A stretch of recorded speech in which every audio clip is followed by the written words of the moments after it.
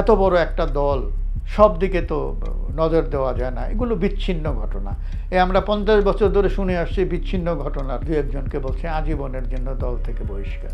আমার কথা হচ্ছে, দলে তুমি রিক্রুট হও কি করে? প্রচুর টাকা খরচ করে ওই কমিটির মেম্বার হয়, সেই টাকাটা তোলে তারা চাঁদাবাজি করে।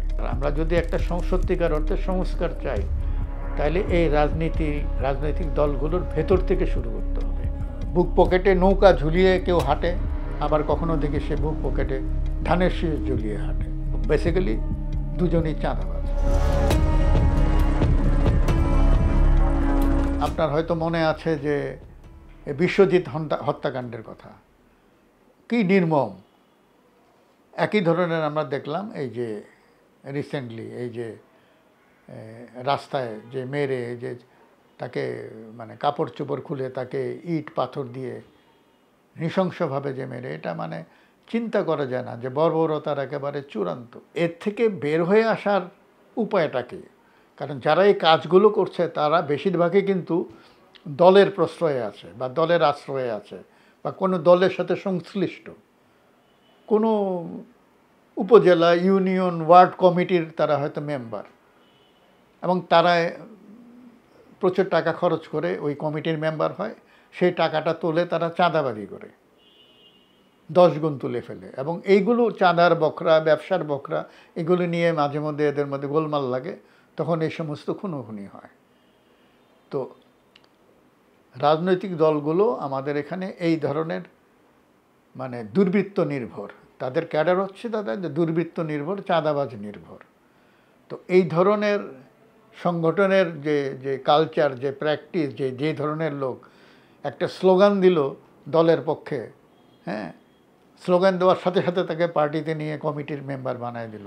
লোকটা যে আসলে দুর্বৃত্ত এবং পার্টির আশ্রয়ে পড়ে আবার সে খুন, চুরি, ডাকাতি, রাহাজানি করবে, এটা তো করা যাবে না। এখন তারা প্রায়ই বলেন যে এত বড় একটা দল, হ্যাঁ, সব দিকে তো নজর দেওয়া যায় না, এগুলো বিচ্ছিন্ন ঘটনা।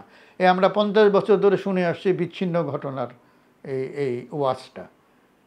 তো এখান থেকে বেরিয়ে আসতে হলে রাজনীতির খোল নলচাটা পাল্টে দিতে হবে এবং সব ধরনের এই যে চাঁদাবাজি, সন্ত্রাস, এগুলি বন্ধ করতে হবে। এই যে অনেকের কাছে অস্ত্র যায় কেন? আমাদের দেশে আইন শৃঙ্খলা রক্ষা করার জন্যে পুলিশ আছে বা অন্যান্য বাহিনী আছে, তাদের কাছে অস্ত্র আছে। সিভিলিয়ানদের কাছে অস্ত্র থাকবে কেন? এটার আমি কোনো অর্থ দেখি না। দলগুলো যে অ্যাকশনগুলো নেয়, অ্যাকশনটা কি হয়? কখনো সাময়িক বহিষ্কার, কখনো 2 বছরের জন্য বহিষ্কার। ইদানিং দেখছি কি 2-একজনকে বলছে আজীবনের জন্য দল থেকে বহিষ্কার।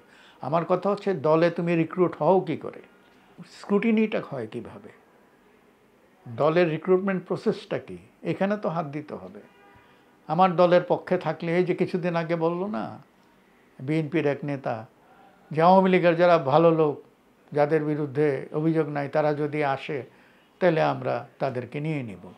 আচ্ছা, একটা দল মানে 15 বছর সিন্দাবাদের দৈত্যের মতন আমাদের ঘাড়ে চেপে বসেছিল, হেন অন্যায় নেই সেটা করে নেই, তো সেই দলের লোক ভালো হয় কী করে? আমি বুঝি না। একটা ভালো লোক সেই দলকে সমর্থন করে কিভাবে?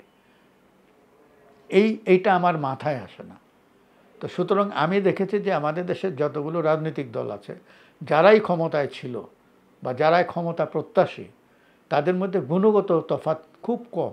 আমরা যদি একটা সত্যিকার অর্থে সংস্কার চাই, তাহলে এই রাজনৈতিক দলগুলোর ভেতর থেকে শুরু করতে হবে। এবং রাজনৈতিক দলের ভেতর থেকে সংস্কার শুরু করতে হলে এটা বাইরের থেকে আমি আপনি গিয়ে করতে পারবো না। তাদের নিজেদেরও উপলব্ধিতে আসতে হবে যে তারা এটা করবে। যখন বিএনপির আমল ছিল, বিএনপির নেতারা চাঁদাবাজি করত, এই যে আমাদের যে গণপরিবহনের যে মাফিয়া রাজত্ব, এটা বিএনপি নেতারা এটা করত। আওয়ামী লীগ আসার পরে আওয়ামী লীগের নেতারা এটা করছে।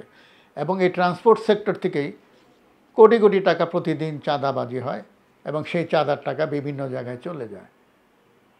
শুধু বুক পকেটে নৌকা ঝুলিয়ে কেউ হাঁটে, আবার কখনো দেখি সে বুক পকেটে ধানের শীষ ঝুলিয়ে হাঁটে। কিন্তু বেসিক্যালি দুজনই চাঁদাবাজ, দুজনই সন্ত্রাসী। শান্তি শৃঙ্খলা বজায় রাখা, একটা সুষ্ঠু পরিবেশ একটা শান্তিময় পরিবেশ বজায় রাখার জন্য সবচেয়ে বেশি দায়িত্ব হচ্ছে আসলে রাজনৈতিক দলগুলোর, আমি বলবো যে তারা যদি সহযোগিতা না করে বা তারা যদি নিজে থেকে পরিশুদ্ধ না হয়, তাহলে এটা পুলিশ দিয়ে এটা করা যাবে না।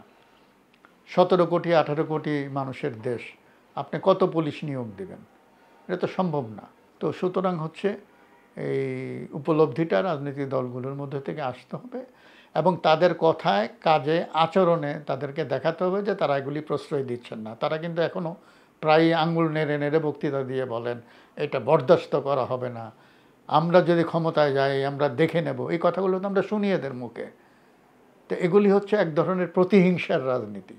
আমরা এই প্রতিহিংসার রাজনীতি দেখে আসছি গত 54-55 বছর ধরে।